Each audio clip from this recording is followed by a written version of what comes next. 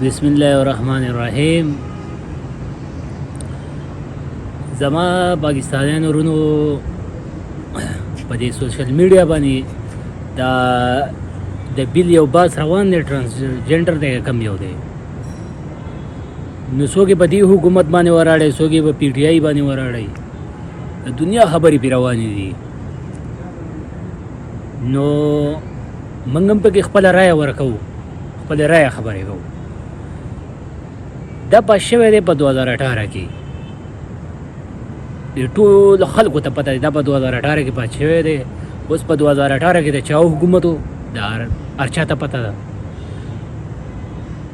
بیا خبر راله چې یاره اوس په اسمبلی کې جمعیت علما دغه هم ناست دي. یاره دوی به دا چغې والې چې زمونږ دا بیل نشي پاس کېدی، داسې بیلونه و.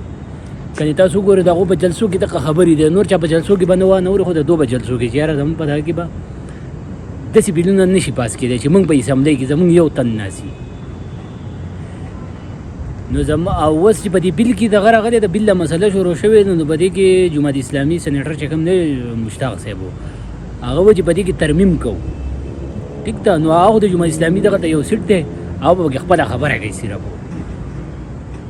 زمونږ اوس خاص کر اپیل دا دی جمعیت علما اسلام ته چې پیپل پارټۍ لګي دبادب بیلونه پاس کوي، نون لګي دبادب بیلونه پاس کوي. که تاسو وګورئ چې درز بول کنې د 50 کروڑ نه به در پکې ختم کو، د 50 کروڑ به بر بچا باندې دغه په د کرپشن الزام یې هغه به کیس چلیږي. د 50 کروڑ چې چا باندې لاندې با باندې نه چلیږي.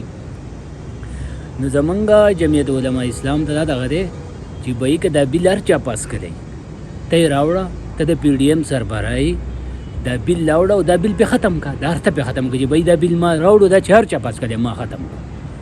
نو موږ به وګورو چې په سینټ کې د پی ډي آی کسان ناسي چې څوک یې نه پاس کوي. اوس خو ته یې ختم کا، نو بیا به هله موږ دا ووینو. نور هسې دا په پی ډي آی باندې الزام لګوي چې پی ډي آی پاس کړی دی او داسې دی او هغسې دي. پای ټایم کې جمعیت علما اسلام یا په اسمبلی کې و یا نه و. اوس خو په اسمبلی کې ناست دي که نه، د پی ډي ایم د پی ډي ایم حکومت دی او د پی ډي ایم سربراہ مولانا فضل الرحمن صاحب دی.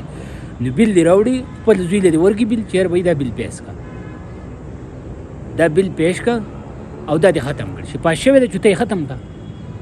نو موږ به دا ووینو چې بهی د په اسمبلی کې د ملا د بغیر بیل ختمول هم دی شي او پاس کول هم د ده د بغیر پاس کېدی نه شي. والسلام.